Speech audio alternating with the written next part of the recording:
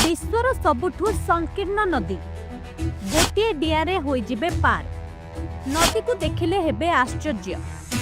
पृथ्वी रे नदी गुड़िक सर्वदा सभ्यतार प्रतीक होई आसीछि। किछि स्थान रे एही नदी गुड़िक जीवनर मूलदुआ होई आसीछन्ति एवं अन्य स्थान रे विनाशर कारण।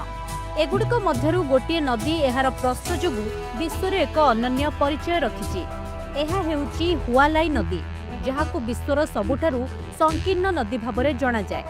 एही नदी एते संकीर्ण जे जणे व्यक्ति सहजरे गोटे कूलरू अन्य कूलकु डेई पारिबो। एही अनन्य नदी उत्तर चाइना रे प्रवाहित एवं प्राय 17 किलोमीटर लंबा। रिपोर्ट अनुसार एही नदी प्राय 10,000 वर्ष पुराणा एवं एपर्यंत एहार प्राकृतिक गति रे प्रवाहित हेउछि। एहार सबुठारु आकर्षणीय वैशिष्ट्य हेउछि एहार हाराहारी प्रस्थ मात्र 15 सेंटीमीटर। एहा व्यतीत किछि अंचल रे एहार प्रस्थ 5 सेंटीमीटर को ह्रास पाए। एहार अर्थ हेउछि जदि केही सतर्कतार सहित न देखंती तेबे एहा जलरेखा भाबरे देखा जाई पारे। एही नदीर गभीरता मध्य बहुत अधिक नुहे।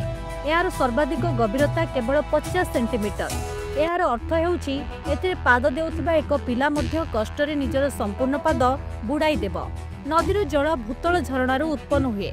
आखपाखर पत्थर एवं माटी स्तर दे पृष्ठ को प्रवेश करे। एहा परे धीरे धीरे प्रवाहित हुए एवं दलाई नूर ह्रदरे मिसी जाए। विशेषज्ञ माने विश्वास करते जे हुआलाई नदी एक प्राकृतिक आश्चर्य, जहाँ पृथ्वीर भू आकृति एवं जल संतुलन रे हजार हजार वर्षर परिवर्तनर कहानी कुहे। केतेक एहाकु विश्वर सबुठारु छोट प्राकृतिक चैलेंज मध्य कुहंती, जेउठारे नदी पार हेबा एक मजादार अभिज्ञता होई जाए। ब्यूरो रिपोर्ट, खबर टुडे।